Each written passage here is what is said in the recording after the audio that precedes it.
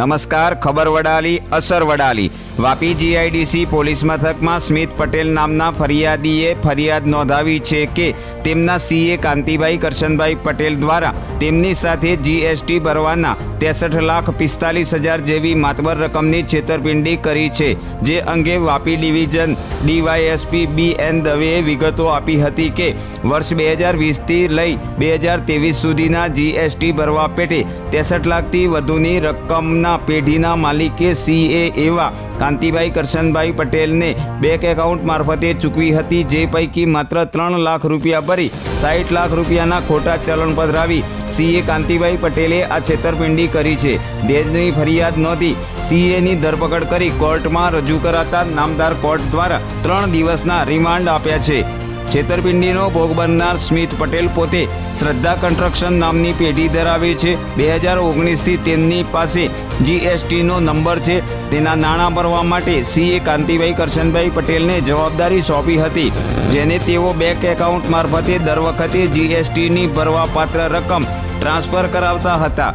જોકે જીએસટી તરફથી તેમને નોટિસ મળી કે તેઓ જીએસટીના નાણાં ભર્યા નથી, જે અંગે તેમણે સીએ કાંતિભાઈ પટેલને જાણકારી આપી હતી. કાંતિભાઈએ નોટિસનો જવાબ તેઓ આપી દેશે તેવી હૈયાધારણા આપી હતી. જોકે જીએસટીની તે બાદ ફરી નોટિસ મળી કે તેમને 63 લાખ જેટલી રકમ ભરવાની બાકી છે. એટલે સ્મિત પટેલ પોતે જીએસટીની ઓફિસે ગયા તો જાણકારી મળી કે તેમના નાણાં તેમના સીએ કાંતિભાઈ પટેલે ભર્યા જ નથી અને તેમને જે ચલણ આપવામાં આવતા હતા તે પણ બોગસ હતા. વર્ષ 2019થી 2023 સુધી સીએ કાંતિ પટેલને માત્ર 3 લાખ જેટલી રકમ ભરી 60 લાખ જેટલી રકમની છેતરપિંડી કરી છે. જેનો ભાંડો ફૂટી જતા આ નાણાં ચૂકતે કરશે તેવું એગ્રીમેન્ટ કરી નાણાં નહીં ચૂકવાતા આખરે ભોગ બનનાર પેઢીના સંચાલકે જીઆઈડીસી પોલીસ સ્ટેશનમાં ફરિયાદ નોંધાવી છે. આ મામલે હાલ જીઆઈડીસી પોલીસે CRPC કલમ 409, 465, 467, 468 અને 471 મુજબ ફરિયાદ નોંધી છેતરપિંડી કરનાર સીએ કાંતિ પટેલની ધરપકડ કરી છે. સીએએ આવી છેતરપિંડી અન્ય કેટલા લોકો સાથે કરી છે તેમજ કાંતિ પટેલે મુંબઈથી 2004માં મેળવેલ સીએની ડિગ્રી ખરી છે કે ખોટી તે દિશામાં વધુ તપાસ હાથ ધરવા કોર્ટમાં રજૂ કરતા કોર્ટે 3 દિવસના રિમાન્ડ આપ્યા હતા. ગઈકાલે વાપી જીઆઈડીસી પોલીસ સ્ટેશનમાં સ્મિત પટેલ નામના એક ફરિયાદીએ ફરિયાદ એમના જ સીએ વિરુદ્ધ આપેલી છે. વાપી જીઆઈડીસી પોલીસ સ્ટેશનમાં આઈપીસી કલમ 406, 465, 467 અને 471 મુજબ સીએ વિરુદ્ધ ગુનો રજીસ્ટર કરવામાં આવેલ છે. ફરિયાદીના જણાવ્યા પ્રમાણે ફરિયાદી સ્મિત પટેલ પોતે શ્રદ્ધા કન્સ્ટ્રક્શન નામથી વ્યવસાય કરે છે અને 2019થી જીએસટીનો નંબર ધરાવે છે. એમણે આ જીએસટીના નાણાં ભરવા માટે એમના સીએ કાંતિભાઈ કરશનભાઈ પટેલ, જે વાપીમાં જ સીએ તરીકે કામ કરે છે અને વાપી જીઆઈડીસીમાં એમની ઓફિસ છે, એમનો સંપર્ક કરેલો અને કાંતિભાઈએ ફરિયાદીને જણાવેલું કે ભાઈ તમારા જે પણ જીએસટીના નાણાં ભરવાના છે એ તમારા નાણાં તમે મારા બેંક એકાઉન્ટમાં જમા કરાવો અને પછી હું જીએસટી ડિપાર્ટમેન્ટમાં ચલણથી આ નાણાં ભરી અને એની પાવતી હું તમને આપી દઈશ. જેથી ફરિયાદીએ પોતાના સીએ ઉપર ભરોસો કરી અને સીએ ફરિયાદીને જે બેંક એકાઉન્ટ નંબર આપેલા હતા એ બેંક એકાઉન્ટ નંબરમાં ફરિયાદીએ પોતાના બેંક એકાઉન્ટમાંથી સીએના બેંક એકાઉન્ટમાં નાણાં ટ્રાન્સફર કરેલા. થોડા સમય પછી આ ફરિયાદીને જીએસટી તરફથી એક નોટિસ આવેલી કે તમારા જીએસટીના નાણાં ભરપાઈ થયેલા નથી. જેથી આ બાબતે ફરિયાદીએ સીએને વાત કરી કે ભાઈ મને નોટિસ આવેલી છે અને જીએસટી અધિકારીઓ મને ત્યાં રૂબરૂ હાજર રહેવા જણાવ્યું છે.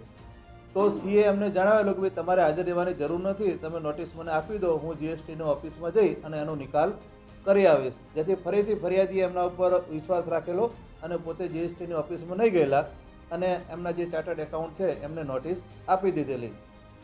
થોડા વર્ષો પછી ફરીથી ફરિયાદીને નોટિસ આવેલી કે ભાઈ તમારા 63 લાખ રૂપિયા જેટલા જીએસટીના નાણાં ભરવાના બાકી છે.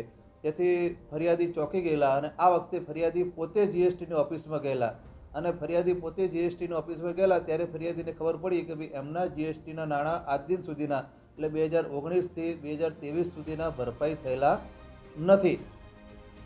જેથી ફરિયાદીએ પોતાને જે એના ચાર્ટર્ડ એકાઉન્ટે જે ચલણો આપ્યા હતા એ ચલણો ઓનલાઈન ચકાસી જોતાં ખબર પડી કે આ બધા ચલણો ખોટા છે. જેથી ફરિયાદીએ અહીંયા રૂબરૂ આવીને સીએનો સંપર્ક કરેલો અને પછી સીએ ગલ્લા તલ્લા કરવા માંડેલો અને એમને કીધેલું કે ભાઈ અમે તમારા નાણાં ભરપાઈ કરી દઈશું એવો વિશ્વાસ આપેલો. આવું ઘણા સમયથી એ બંનેની વચ્ચે ચાલતું હતું અને છેવટે આ જે સીએ છે એમણે ફરિયાદીના નાણાં ચૂકતે નહીં કર્યા હોય એ બાબતે વાપી જીઆઈડીસી પોલીસ સ્ટેશનમાં એમણે ફરિયાદ જાહેર કરેલી.